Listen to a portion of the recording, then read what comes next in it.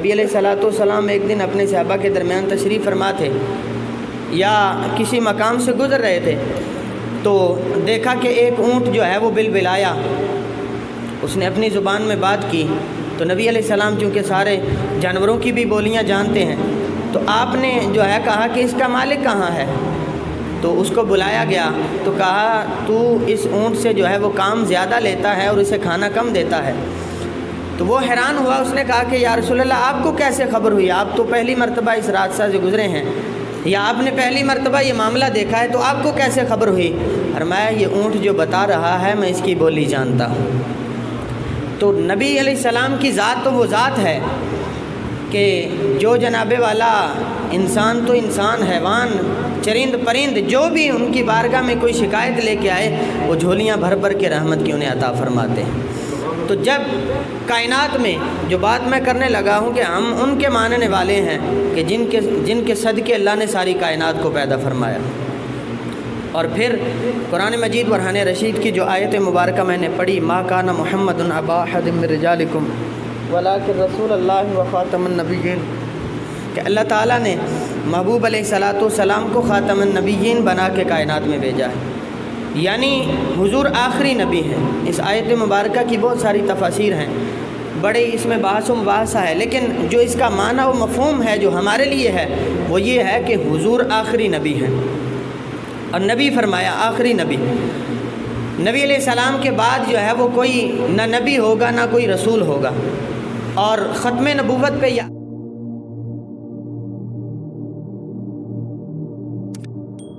آیت جو ہے وہ دلالت کرتی ہے۔ اور ہمارا ایمان، ہمارا عقیدہ کامل تب ہوتا ہے، ایمان مکمل تب ہوتا ہے جب ہم نبی علیہ الصلوۃ والسلام کو فقط نبی نہیں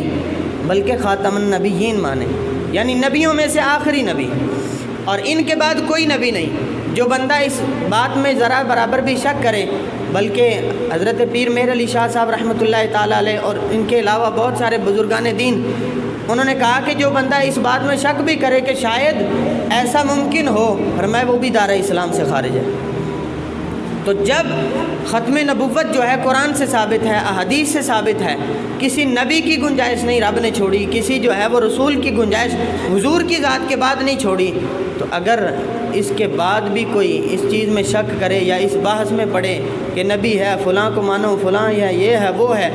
تو دار اسلام سے خارج ہے۔ حضور علیہ الصلوۃ والسلام کو فقط نبی اور رسول ماننے سے ایمان کامل نہیں ہے، ایمان کامل تب ہے جب حضور کو خاتم النبیین مانیں، یہ بھی ایمان کا، بلکہ ایمان مکمل ہی تب ہوتا ہے۔ اور پھر موجودہ دور میں جو فتنہ قادیانیت ہے کہ جس کو ہم قادیانی کہتے ہیں، مرزائی کہتے ہیں، کوئی احمدی کہتا ہے، کوئی کچھ کہتا ہے، آپ جانتے ہیں جن کو عرف عام میں مرزائی کہا جاتا ہے اکثر، اور ایسے لوگوں کے بارے میں جناب نرم گوشہ رکھنا اور نرم دلی رکھنا کہ جناب کچھ نہیں ہوتا، ان کے ساتھ تعلق رکھ سکتے ہیں، ایسا کچھ بھی نہیں ہے۔ یوں کہہ لیں کہ جو بندہ اس طرح کا خیال بھی رکھتا ہے کہ کوئی بات نہیں ہے، اس کے بھی ایمان میں شک کیا جائے گا، اتنا سخت معاملہ ہے۔ حضرت سیدنا صدیق اکبر رضی اللہ تعالیٰ عنہ جب نبی علیہ الصلوۃ والسلام کے وصال فرمانے کے بعد جو ہے وہ منصب خلافت پر فائز ہوئے تو آپ نے جنگ یمامہ جس میں 1200 صحابہ شہید ہوئے، اتنا سخت معاملہ ہے۔ اگر اس میں نرمی کی گنجائش ہوتی، جس طرح ہمارے حکمران جو ہیں وہ نرمیاں، جناب یہ کر دو وہ کر دو، ان کو مسجد کی اجازت دے دو، اس طرح کر دو اس طرح کر دو، یہ تو اور باتیں ہیں نا، ہم اپنی بات کر رہے ہیں کہ ہمیں اس بات کا علم ہونا چاہیے کم از کم جہاں پہ ہم رہ رہے ہیں کہ ہم کھڑے کہاں ہیں، ہمارے جو ہے وہ کہیں کوئی ایسا صفوں میں کوئی ایسا جناب والا کوئی محلے میں کوئی ایسا کوئی ہے تو نہیں کہ جس کے ساتھ ہمارا تعلق ہے اور وہ کہیں ہمارے ایمان کو نقصان پہنچائے یا ہمارے جو ہے مذہب کو نقصان پہنچائے یا ہمارے ایمان پہ حملہ آور ہو، تو ایسی چیزوں کا خیال رکھنا چاہیے۔ اور بالکل اس میں کسی قسم کی کوئی گنجائش نہیں کہ کوئی بندہ کہے جی ہم تعلق بھی رکھ سکتے ہیں، لین دین بھی کر سکتے ہیں۔ ایسے لوگ سوال کرتے ہیں نا کہ جی کوئی مرزائی کے ساتھ کھانا کھا سکتے ہیں یا اس کے گھر جا سکتے ہیں یا اس کو اپنے گھر بلا سکتے ہیں؟ بالکل نہیں بلا سکتے۔ جب صحابہ کرام اور تبع تابعین کا جو ہے وہ اتنا سخت رویہ تھا کہ حضرت صدیق اکبر جو ہے ان کے خلاف جنگ کے لیے نکلے اور 1200 صحابہ کرام شہید ہوئے، اور ان میں ایک ایسے بھی صحابی تھے کہ جو ایک دن رات کو قرآن مجید برہان رشید کی تلاوت کر رہے تھے، تو نبی علیہ السلام کا گزر ہوا تو حضور رک گئے اور رک کر قرآن کی تلاوت سنی، اور صبح جب وہی صحابی نماز کے لیے مسجد میں آئے تو نبی علیہ السلام نے ان کے لیے دعا فرمائی کہ یا اللہ تیرا شکر ہے کہ تو نے میری امت میں اتنے حسین جمیل آواز والے قاری پیدا فرمائے۔ تو صحابی رسول نے جب سنا تو رو پڑے، عرض کی یا رسول اللہ آپ کو کیسے پتہ؟ تو فرمایا جب رات کو تم قرآن پڑھ رہے تھے میں باہر کھڑا تمہارا قرآن سن رہا تھا۔ تو عرض کی یا رسول اللہ اگر مجھے خبر ہوتی کہ آپ سن رہے ہیں تو میں اس سے بھی حسین انداز میں قرآن کی تلاوت کرتا۔ تو وہ صحابی جو اتنی اچھی آواز والے، وہ بھی جنگ یمامہ میں شہید ہوئے، جو ہے وہ ختم نبوت کے منکرین کے خلاف لڑی گئی، اور جو ختم نبوت کے منکرین تھے وہ تقریباً 30 سے 32 ہزار جو ہیں وہ لوگ قتل کیے گئے، جو یہ کہتے تھے کہ ہم حضور کو نبی نہیں مانتے بلکہ ہمارا ایک نیا نبی ہے۔ تو موجودہ دور میں یہ فتنہ بڑی گردش کر رہا ہے، اور اس کو قادیانیت کہہ لیں یا احمدی، وہ اپنے آپ کو کہتے ہیں، حالانکہ احمدی ہے نہیں۔ احمد تو ہمارے نبی علیہ السلام کی صفت ہے، اور ہم احمدی ہیں حقیقتاً۔ ہمارے نبی علیہ السلام کا دوسرا نام احمد ہے، جنت میں نام احمد ہے، اور احمدی ہم ہیں، لیکن وہ اپنے آپ کو اس لیے احمدی کہتے ہیں کہ ان کا جو ہے وہ ایک غلام احمد جس کا نام ہے قادیان کا رہنے والا، جس کو وہ یہ مرزائی نبی مانتے ہیں، تو وہ ایک آنکھ سے کانا تھا، ایک آنکھ سے اس کو نظر نہیں آتا تھا۔ تو نبی تو وہ ہوتا ہے جو ہر لحاظ سے عیب سے پاک ہو۔ تو پاکستان میں تو ویسے بھی قانون ہے کہ ایک لائٹ والی اگر گاڑی موٹر وے پہ چڑھ جائے تو اس کا چلان ہے، تو جب ہم گاڑی اپنے ملک میں ایک لائٹ والی نہیں چلنے دیتے تو نبی ہم کس طرح تسلیم کر سکتے ہیں؟ تو اس لیے ہمارا یہ ایمان ہے، ہمارا یہ عقیدہ ہے، اور ہم یہ بات ہمیں کہنی چاہیے، اور ڈنکے کی چوٹ پہ کہنی چاہیے، اور بباں کے دوہل کہنی چاہیے، اور للکار کے کہنی چاہیے کہ ہم ایسے نبی جو اپنے آپ کو نبی کہے ایسا، اس پہ بھی لعنت بھیجتے ہیں، اور جو اس کا ماننے والا ہو، جو اس کی حمایت کرے، جو اس کی حفاظت کرے، جو اس کو تحفظ فراہم کرے، جو اس کو پروٹیکشن دے، ہم اس پہ بھی لعنت بھیجتے ہیں۔ ہمارے نبی امام الانبیاء ہیں، اور جو ان کے در کا غلام ہے وہ ہمارے سر کا امام ہے، ہمارے زمانے کا امام ہے۔ تو اس لیے ان چیزوں کو، اور ہمیں کسی ایسے کی ضرورت نہیں ہے، کوئی ان کو مجدد کہے، کوئی ان کو جناب مفسر کہے، کوئی اس کو ولی اللہ کہے، وہ تو خود اپنی جو ہے کتاب البریہ، جو اس کی مرزا قادیانی کی لعنتی کی کتاب ہے، اس میں لکھتا ہے کہ میں نبی بننے سے پہلے میں خدا تھا۔ تو نبی خدا تو نہیں ہوتا، رسول خدا تو نہیں ہوتا، اور پھر اس کی تو موت بھی لیٹرین میں ہوئی، وہ مرا بھی لیٹرین میں۔ تو انبیاء تو ان چیزوں سے وراء الورا ہوتے ہیں، تو وہ جب خود اس کا ایمان کامل نہیں ہے تو اس کے ماننے والوں کا ایمان کیسے کامل ہوگا؟ اور 50 سال بعد، 60 سال بعد، 15 سال بعد اس کے جو حمایتی ہیں، جو اس کے ماننے والے ہیں کہ ہم اس کو نبی مانتے ہیں، ذلی نبی مانتے ہیں، بروزی نبی مانتے ہیں، جناب والا کس طرح سے جو دلیلیں گھڑتے ہیں، تو علماء نے، ہمارے بزرگوں نے یہ فیصلہ فرمایا ہے کہ جو حضور علیہ السلام کی ختم نبوت کے بارے میں جو ہے وہ دلیل تلاش کرے کہ شاید کوئی ایسا معاملہ ہو، فرمایا وہ بھی دائرہ اسلام سے خارج ہے۔ تو جو ان کی ختم نبوت کا منکر ہو وہ کیسے مسلمان ہو سکتا ہے؟ ہم تو ان کے ماننے والے ہیں کہ جن کا جناب والا اگر نام لیا جائے، امام بصیری رحمۃ اللہ تعالیٰ علیہ نے قصیدہ بردہ شریف میں لکھا ہے نا کہ اللہ تعالیٰ نے محبوب علیہ السلام کو وہ شان، وہ عظمت، وہ بلندی، وہ رفعت عطا فرما کے کائنات میں بھیجا ہے، لیکن اتنی شانیں جو ہیں اللہ تعالیٰ نے پھر بھی ان پہ پردہ ڈالا ہے، ساری شانیں ظاہر نہیں فرمائیں۔ حالانکہ حضور انگلی کا اشارہ فرمائیں تو چاند 2 ٹکڑے ہو جائے، سورج واپس آ جائے، جناب والا پانی کی گردش رک جائے، زمین کی گردش رک جائے، سورج کی تپش کم پڑ جائے، فرمائے اتنی شان ہے، اس پہ بھی رب نے پردہ ڈال کے بھیجا ہے۔ اگر ساری شانیں رب تعالیٰ حضور کی ظاہر فرما دیتا تو کیا ہوتا؟ فرمایا 100 سال پرانی ایک بوسیدہ ہڈی کسی جانور کی پڑی ہوتی جسے کیڑے بھی کھا چکے ہوتے، اس کے سامنے حضور کا نام لیا جاتا، وہ بھی زندہ ہو کے کھڑی ہو جاتی۔ اتنی شان اور اتنا مقام ہے۔ تو ہم ان کے ماننے والے ہیں کہ جن کا فقط نام لیا جائے تو جناب والا انسان تو انسان بلکہ جانور بھی فرما بردار ہو جاتی ہیں۔ حضرت سفینہ رضی اللہ تعالیٰ عنہ،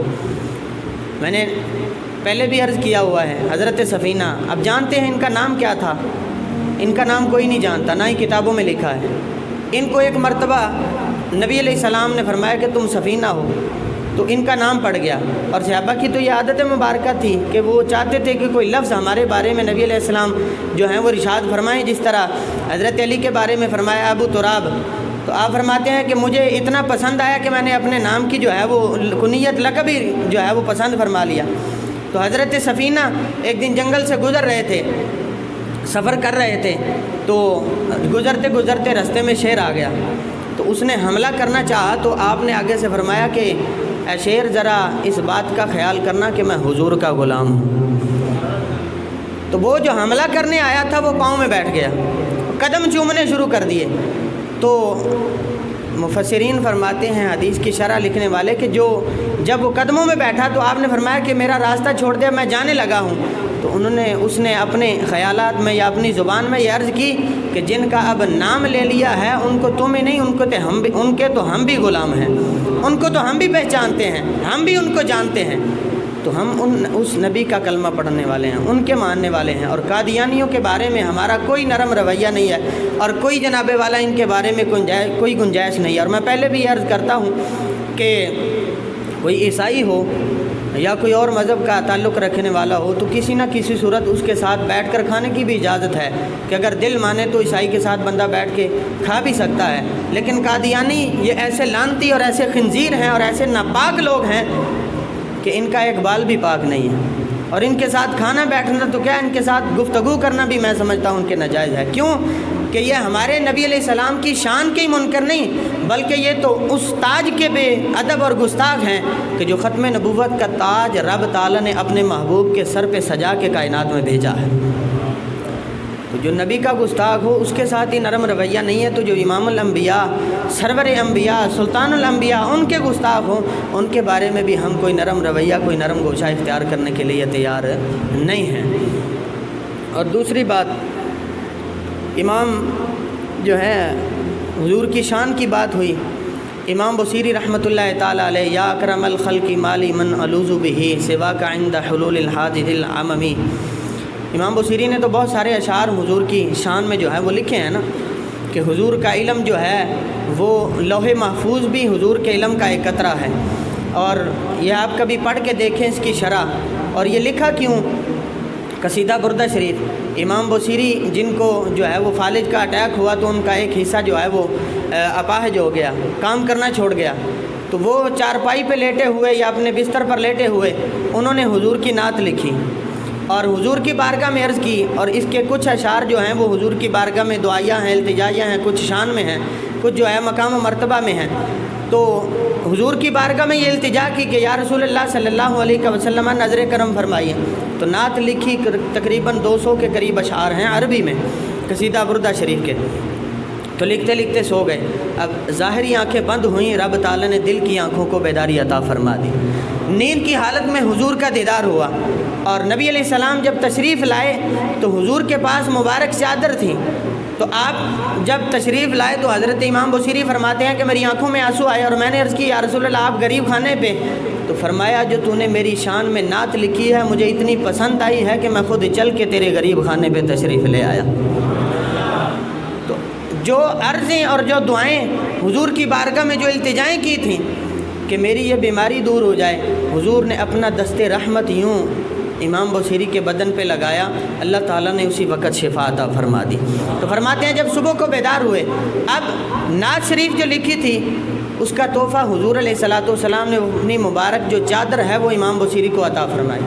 اب دیکھ خواب رہے ہیں، خواب میں یہ معاملہ ہو رہا ہے، حضور چادر عطا فرما کے جو ہے وہ گئے، تشریف لے گئے۔ تو فرماتے ہیں صبح جب میں بیدار ہوا تو میرا بدن بھی ٹھیک تھا، اور جو چادر حضور نے خواب میں مجھے عطا فرمائی تھی وہ بھی میری چارپائی کے سرانے پڑی ہوئی تھی۔ تو ہمارے لیے جو ہے وہ رحمت کا دروازہ کون ہے؟ امام الانبیاء۔ ہمیں تو اپنی ہر پریشانی کا حل وہاں ڈھونڈنا چاہیے۔ اب اگلی بات بھی میں کر دوں کہ ہمیں تو اپنی ہر پریشانی کا حل کہاں ڈھونڈنا چاہیے؟ اس دروازے پہ کہ جہاں جناب والا کوئی جانور بھی جائے تو خالی نہیں آتا،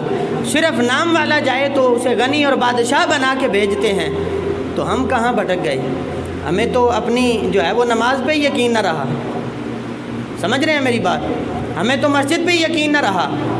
ہم کہاں کھڑے ہیں؟ تو ہمیں جو ہے وہ ان کو وسیلہ بنانا چاہیے۔ مولانا روم نے مثنوی شریف میں یہ لکھا ہے کہ ایک قافلہ عرب شریف کی طرف جا رہا تھا کچھ لوگوں کا، تو ان کے پاس پانی ختم ہو گیا، چونکہ وہاں صحرا ہے، ریت ہے، میدان ہے،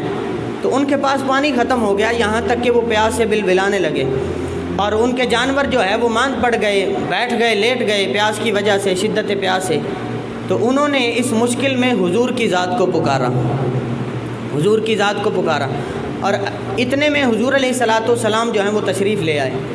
المختصر، حضور جب اس قافلے کے پاس آئے تو انہوں نے عرض کی، یا رسول اللہ صلی اللہ علیہ وسلم، ہمارا پانی ختم ہو گیا ہے، آپ کوئی حل فرما دیں۔